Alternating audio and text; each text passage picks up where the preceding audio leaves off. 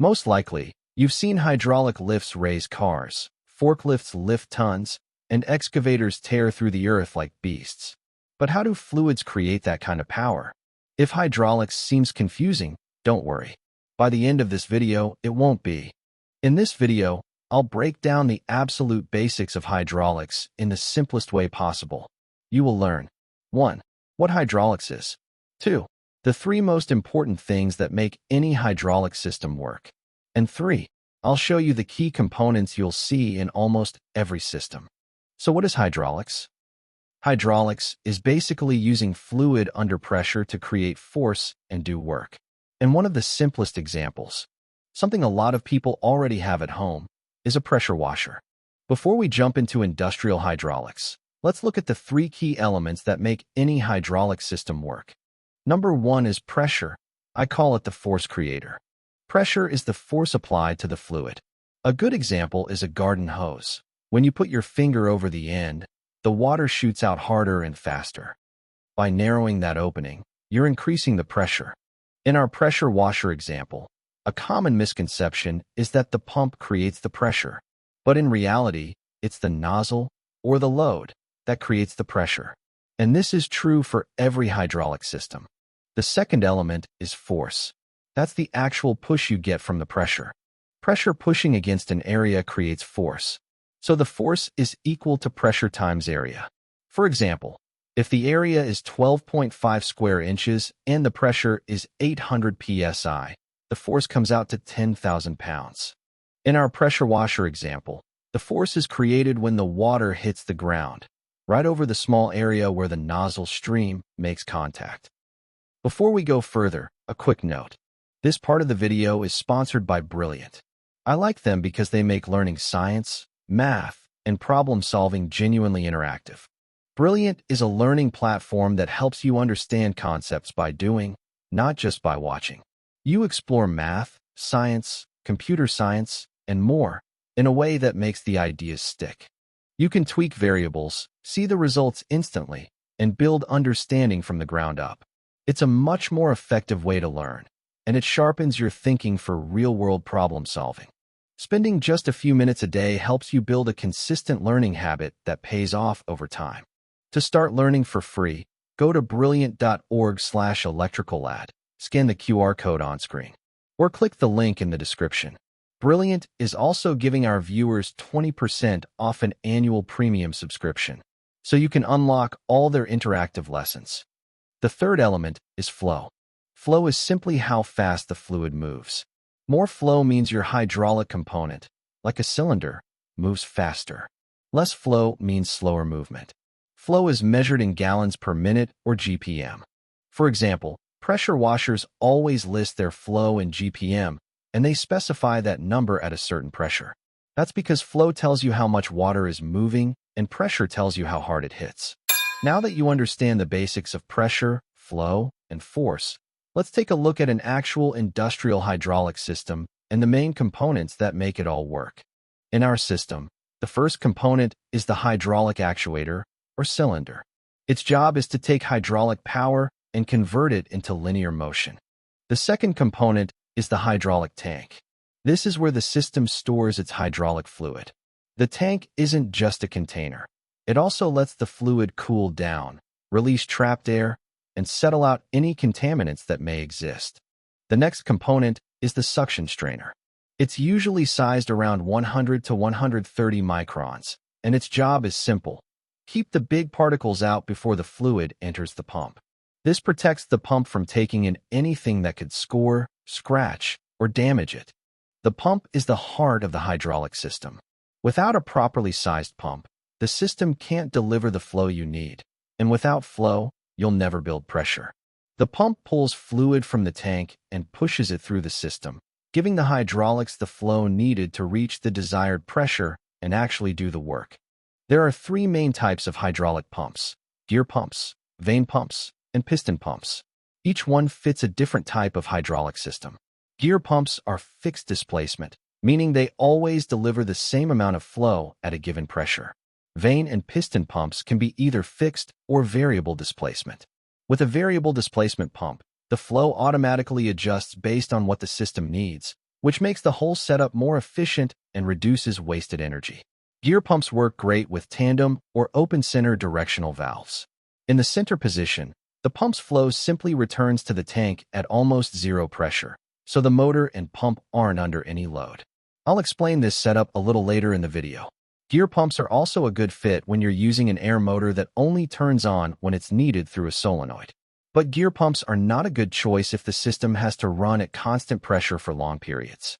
Now, this is where pressure compensating pumps come in. These are a type of variable displacement pump designed for systems that need to hold pressure without wasting energy. A pressure compensating pump automatically reduces its flow when the system isn't demanding movement, like when a cylinder reaches the end of its stroke or when a valve is in the center position. The pump drops the flow almost to zero but still maintains the set pressure. In our system, we're using a pressure compensating pump, and you can spot that by the small arrow shown on the pump symbol. And just so you know, the M inside the circle represents the electric motor that's driving the pump. Next is the pressure filter. Hydraulic valves have very tight tolerances, and even small debris can damage them. The pressure filter's job is to catch any contamination before it reaches those upstream components. Pressure filters are usually in the 2 to 5 micron range, so they can trap the really fine particles that would otherwise cause problems.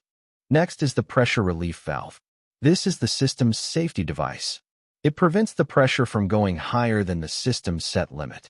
If the pressure starts to climb too high, the relief valve opens just enough to send fluid back to the tank and keep the system at the correct pressure.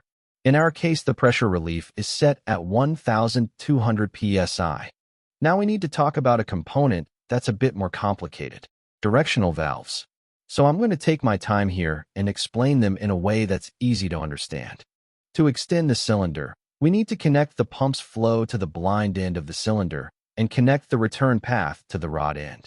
This sends fluid behind the piston, and as the load pushes back, the pressure begins to rise. At the same time, the rod end of the cylinder is draining back to the tank. The pressure in the system is now determined by how much force we need to move the load.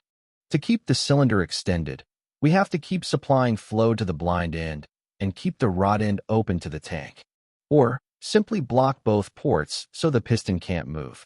Now to retract the cylinder, we connect the pump's flow to the rod end and send the blind end back to the tank through the return path. This sends fluid to the rod end of the piston and pushes it back, while the blind end drains to the tank. Therefore, the cylinder retracts. What we just went over, extending and retracting the cylinder, is all done with one component called a hydraulic directional valve. So how does a hydraulic directional valve actually work? A hydraulic directional valve is made up of 3 main components: the body, the ports, and the spool. First, the valve body is the main structure that houses all the internal components. It's designed with precision to allow the spool to move and fluid to flow through the correct ports. In this example, I'm using a 2-way directional valve. It's called a 2-way valve because it has 2 ports, port P and port A. When the spool moves to the left, what we refer to as a spool shift, the oil flows from port P to port A. But how does the spool actually shift? There are several common methods to accomplish this, including levers, foot pedals, solenoids, pilot-operated systems, and solenoid-controlled pilot-operated. Each method has its place in the industry, chosen based on the size of the valve and the system's requirements. Now let's go back and focus on the directional valve in our hydraulic system. This is called a 4-way valve because it has 4 ports. P is for pressure, where the fluid enters. T is the tank port, where the fluid returns to the reservoir. A and B are the working ports that connect to the actuator to control its movement. The valve is also known as a center-blocked valve because when the spool is in the center position, it blocks all 4 ports. Additionally, this is a solenoid-operated valve because the spool shifts to positions A or B when a solenoid is energized. The valve uses springs to return the spool to its neutral center position. Now that we've covered the basics, let's break it down. This is a 4-way, 3-position, solenoid-operated center-blocked valve. Let's see how it works. When the valve is in the neutral position and no solenoids are energized, the spool is centered, and the ports are blocked. When solenoid A is energized, the spool shifts to the left, directing pressure from port P to port A and connecting the tank port T to port B. This action causes the cylinder to extend. Understanding valve variations is essential when working with hydraulic schematics and design applications. Let's break it down step by step to make it clear and easy to follow. But before we dive in, if you haven't subscribed to the channel yet, please take a moment to do so. It really helps us continue creating valuable content for you. First on the list is the tandem center valve. In its neutral position, the pump port connects to the tank port, allowing fluid to flow freely back to the reservoir. At the same time, the work ports A and B are blocked, preventing any movement in the actuator. This setup helps save energy by letting the fluid return to the tank without forcing it to pass through the relief valve at the system's set pressure. The downside of a tandem center valve is that the pump can only supply the circuit with the tandem center. It can't be used for other circuits because when the valve is in the center position, the pump pressure drops to nearly 0 psi. This means the pump isn't building pressure to operate anything else while the valve is centered. Next is the open center hydraulic valve, also known as an H-center valve. When the valve is in the neutral position, the work ports are open to the tank, meaning the actuator isn't locked or held steady. It's free to move if there's an external force acting on it. At the same time, fluid flows freely from the pump back to the tank, which reduces pressure to nearly zero. Like the tandem center, this setup is great for reducing strain on the pump, but it's limited to a single circuit. Next, let's talk about the float center hydraulic valve. In its neutral position, the work ports connect directly to the tank, allowing the actuator to move freely under load without resistance. Unlike tandem or open center valves, the float center valve doesn't route pump fluid back to the tank when centered. This design allows the pump to operate multiple circuits, as the fluid flow isn't diverted. There's one more commonly used valve worth mentioning, which doesn't have a center position: the four-way solenoid-operated spring return valve. In operation, when the solenoid is energized, the actuator will either extend or retract depending on how the valve is configured within the circuit. Once the power is turned off, the spring mechanism takes over, causing the actuator to reverse direction and return to its original position. Let's talk about flow control valves. These valves are used to adjust the flow of fluid, which in turn changes the speed of the actuator. In our system, we're using a directional flow control valve. This means it only controls the flow in one direction. There's a check valve on the outlet side that makes sure the flow goes through an adjustable opening or orifice.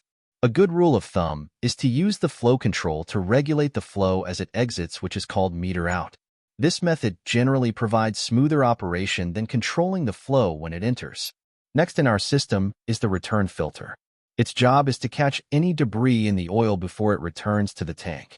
Return filters are usually in the 5 to 10 micron range, depending on how clean the system needs to be. Smaller, less critical systems often skip the pressure filter and rely only on a return filter. But in applications that use proportional or servo valves, you need both a pressure filter and a return filter to protect those tight tolerance components. Finally, we need to talk about the cooling system. To keep the oil temperature under control, we use a heat exchanger.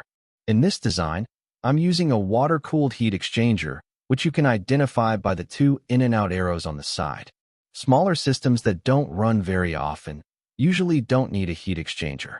But larger or automated systems, where cylinders and hydraulic motors are cycling constantly, definitely require one to keep the oil from overheating and damaging the components.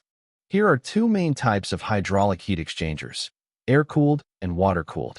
Air-cooled heat exchangers work the same way as the radiator in your car. Fans blow air across cooling fins, removing heat from the oil as it flows through the core. Water-cooled heat exchangers come in two designs: shell and tube and plate type. In a shell and tube exchanger, the hydraulic oil flows through a bundle of tubes while water circulates around them, pulling heat out of the oil. In a plate heat exchanger, the oil flows through alternating plates while cooling water flows between the other plates. Because the flow paths are very close together, plate exchangers are compact and very efficient. Each type has its own advantages, and the correct heat exchanger is selected based on the system's design requirements: flow rate, heat load, space, water availability, and operating conditions. By the way, if you want to learn more about hydraulic system design, make sure to check out my video, Hydraulic System Design for Beginners. I've also included additional learning materials in the description to help you go even deeper into the topic. And that wraps up our hydraulic system overview for beginners, covering everything from the pump, to the filters, to the cooling system that keeps your hydraulics running reliably.